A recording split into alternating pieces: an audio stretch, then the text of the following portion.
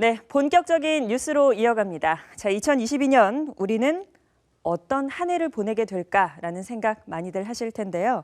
자, 오늘 이 시간에는 5개의 키워드로 올해를 전망해보는 시간 함께하도록 하겠습니다. 자, 취재 기자와 함께했습니다. 이재문 기자 어서 오세요. 네, 안녕하십니까. 네, 새해 복 많이 받으십시오. 복 많이 받으십시오. 네, 자, 올 한 해 또 많은 이슈들이 예고돼 있습니다. 총 5가지 키워드로 살펴볼 텐데요. 자, 첫 번째 키워드는 어떤 건가요? 네, 2022년의 첫 번째 키워드는 바로 바이러스입니다. 네.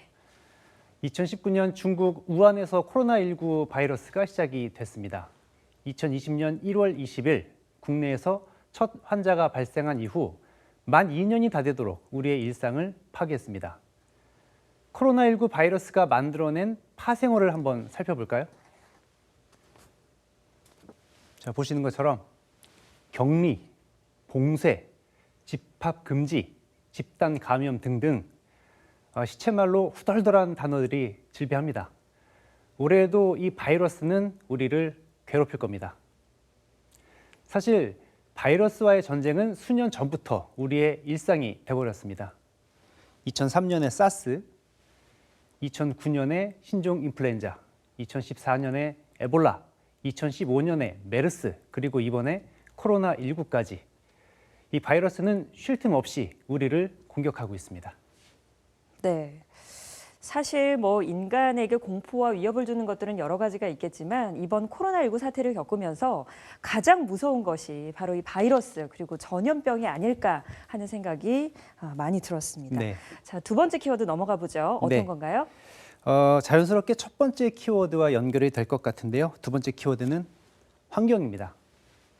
학자들은 바이러스로 인한 팬데믹의 원인을 기후변화와 연결을 짓습니다.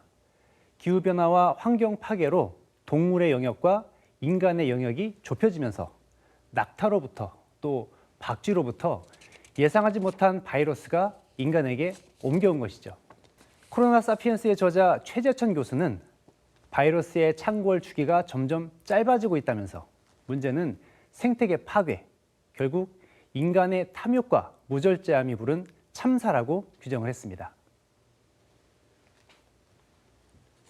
세계 정상들은 지구 종말의 시계가 1분 남았다면서 기후변화에 대응하는 탄소 중립 목표를 발표하는 등 행동을 시작했습니다. 우리도 일상 속에서 실천할 수 있는 에너지 절약, 신재생 에너지 사용, 플라스틱 사용 줄이기 등 지구를 살리기 위한 행동에 나서야 하겠습니다.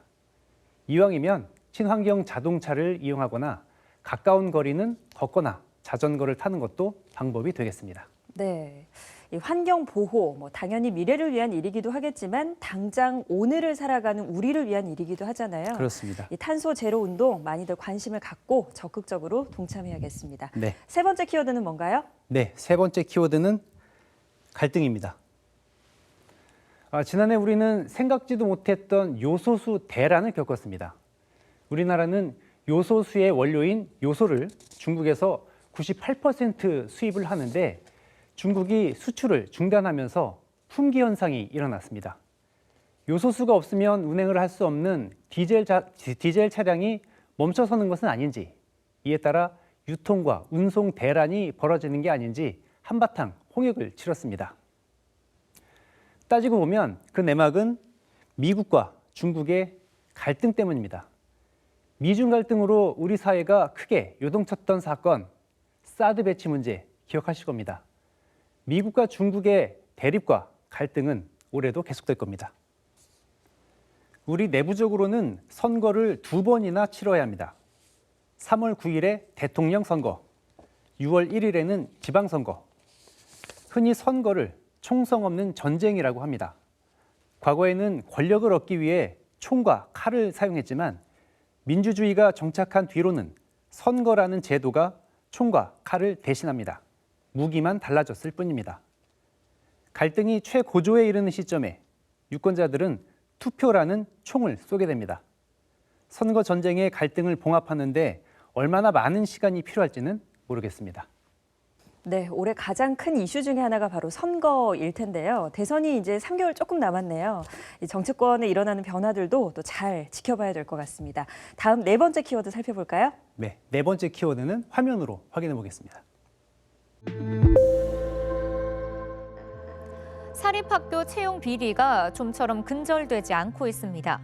경기도 교육청은 성남의 한 사립학교에서 정규직 교사의 채용 비리 의혹이 있어 관련자들을 경찰에 고발했다고 밝혔습니다. 이게 지금 보상받기 위해서 이렇게 총총하게 심어놓은 거지 이 사람들이 이거 나무를 키우기 위해서 심은 건 절대 아니라고 생각합니다. 예. 이렇게 그 정부 산하에 있는 사람들이 이런 걸 미리 정보를 알고 이렇게 했다는 게 정말 너무 분노를 금치 못하겠습니다. 아파트 입주민들의 불법 행위가 도를 넘고 있다는 지적 속에서 온라인 카페 등을 통해 교묘하고 음성적으로 집값 담합 행위가 이루어지고 있으며 신도시 계획이 발표되면서 LH에 숨어있던 투기꾼들이 드러났습니다. 개발 정보를 독점해 악용한 결과였습니다. 집값이 비정상적으로 오른 이유 중에는 불법 담합이 숨어 있었습니다. 정보를 독점하지 않고 투명하게 공개하는 것, 공정한 기회를 주고 공정하게 경쟁하는 것, 어려운 일일까요? 나만 잘 먹고 잘 살면 된다는 것일까요? 깊이 생각해 볼 문제입니다. 네, 비리, 투기, 담합, 불법 제발 뉴스에서 좀 그만 봤으면 하는 바람이 좀 있습니다. 네. 올해는 공정사회, 공정 경쟁 이런 게 너무 당연해서 그냥 누구나 다 당연히 지키는 거라고 생각하는 그런 풍토가 만들어지길 바랍니다. 자, 마지막 키워드네요. 마지막 키워드는 나노사회로 정했다고요? 그렇습니다. 유명한 말이죠. 뭉치면 살고 흩어지면 죽는다. 이승만 전 대통령이 남긴 말이죠. 하지만 코로나19 시대에는 뭉치면 죽고 흩어지면 산다라는 이야기를 합니다. 그래서일까요? 점점 우리 사회는 개인주의가 심화되고 점점 더 쪼개지고 나눠져서 급기야 나노사회로 가고 있습니다.